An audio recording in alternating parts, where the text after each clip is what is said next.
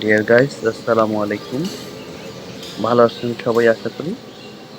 আজকে আপনাদেরকে একটি অত্যন্ত সুন্দর একটি দৃশ্য দেখাবো। এটি হচ্ছে একটি বিশাল আকৃতির বটগাছ। যে বটগাছটি তার শাখা-প্রশাখাকে বিস্তৃত করে তার কর্তৃত্ব স্থাপন করেছে।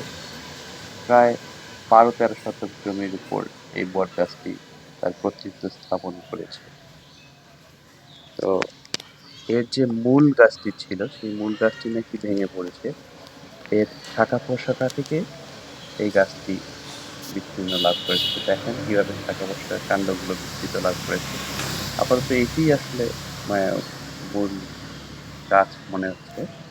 এটির থেকে বের হয়ে বিভিন্ন দিকে এভাবে চলে গেছে। অনেক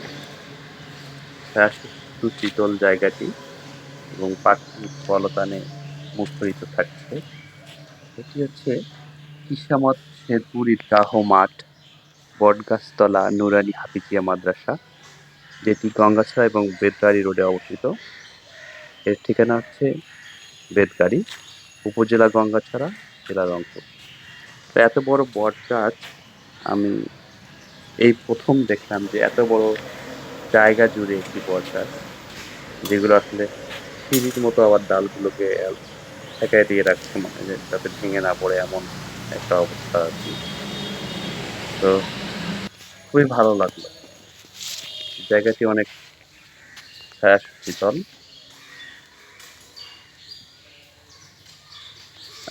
এখানে অনেক পাখি ডাকে মুখরিত জায়গাটি।